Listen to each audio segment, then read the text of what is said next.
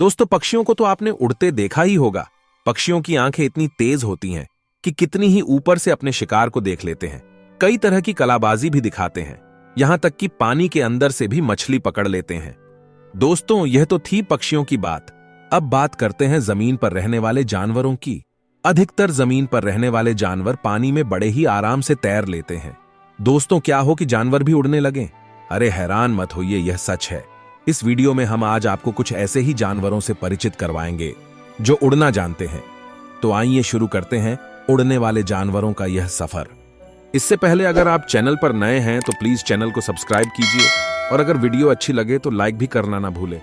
कोलुगो, उन्हें वैकल्पिक रूप से फ्लाइंग लेमर्स कहा जाता है, लेकिन वे शब्द के सही अर्थों में लेमर्स नहीं हैं।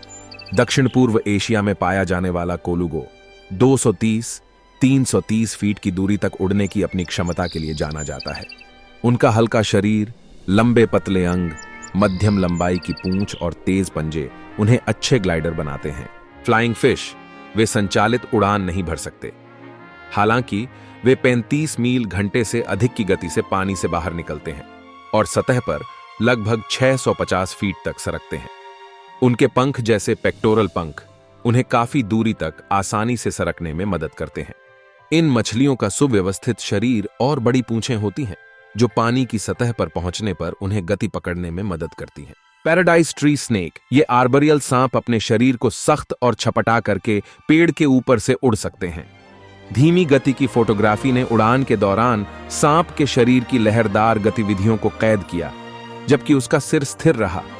इससे पता चलता है कि उनकी उड़ान नियंत्रित है। उनके पास अच्छी वायुगतिकीय क्षमताएं हैं और वे 65 फीट तक उड़ सकते हैं। फ्रेश वाटर बटरफ्लाई फिश, जब वे पानी में पर्याप्त गति बना लेते हैं तो वे थोड़ी दूरी तक सरक सकते हैं और छलांग लगा सकते हैं। इससे उन्हें अधिक सटीकता के साथ शिकार का पता लगाने में मदद मिलती है। कूल्स पैराशूट गेको, उनके जालदार पैर, चपट्टी पूंछ और उनके शरीर के दोनों ओर के फ्लैप इन छिपकलियों को कम दूरी तक उड़ने में मदद करते हैं। ड्रेको लिजर्ड्स, वे उड़ने वाली छिपकलियों की एक प्रजाति है जिन्हें वैकल्पिक रूप से ग्लाइडिंग छिपकली या उड़ने वाले ड्रैगन कहा जाता है। इन वृक्षीय छिपकलियों की पसलियां लंबी होती हैं। पसलियों के बीच त्वचा की परतें होती हैं जो अप्रयुक्त होने पर उनके शरीर पर सपाट रहती है। हालांकि उड़ान के दौरान छिपकलियां अपनी त्वचा की परतों को खोल सकती हैं और उन्हें पंखों के रूप में उपयोग कर सकती हैं। वे 200 फीट तक की दूरी तक सरक सकते हैं। फ्लाइंग स्क्विरल, उनके अगले पैरों और पिछले पैरों के बीच की झिल्ली पैराशूट के रूप में कार्य करती है, जो उन्हें एक पेड़ से दूसरे पेड़ तक उड़ने या सरकने में मदद करती है। उनकी लंबी पूंछ उन्हें फिसलते समय स्थिरता प्रदान करती है। जापानीज फ्लाइंग स्क्विड, वे पानी से बाहर निकलने के लिए जेट प्रोपल्शन, तरल या गैस के उच्च गति वाले जेट को पीछे की ओर फेंककर प्रणोदन की तकनीक का उपयोग करते हैं। वे अपनी भुजाओं और पंखों को फैलाकर 36 फीट सेकंड की गति से सरकते हैं और एक वायुगतिकीय लिफ्ट बनाते हैं।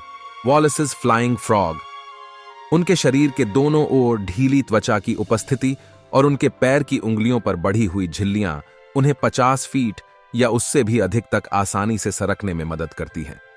उनके पैर की उंगलियों और पैरों पर लगे सक्शन पैड इन मेंढकों को जमीन पर उतरते समय बेहतर पकड़ पाने में मदद करते हैं।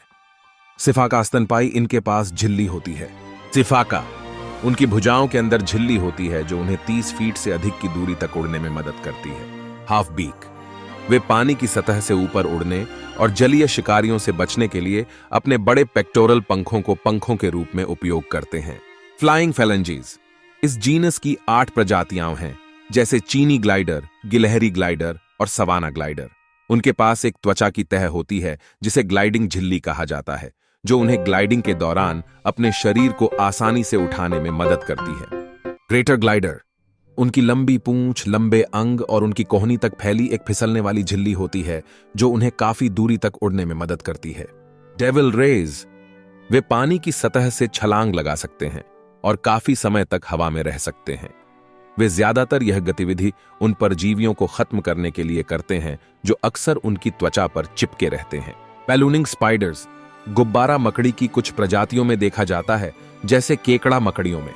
मुख्य रूप से युवा मकड़ियां गॉस्मर रेशम का स्राव करती हैं और हवा में यात्रा करती हैं। उम्मीद है कि आपको यह जानकारी अच्छी लगी होगी। अगर अच्छी लगी हो तो प्लीज लाइक करें और चैनल को सब्सक्राइब कीजिए और कमेंट्स करके हमें बताएं कि आपको वीडियो कैसी लगी।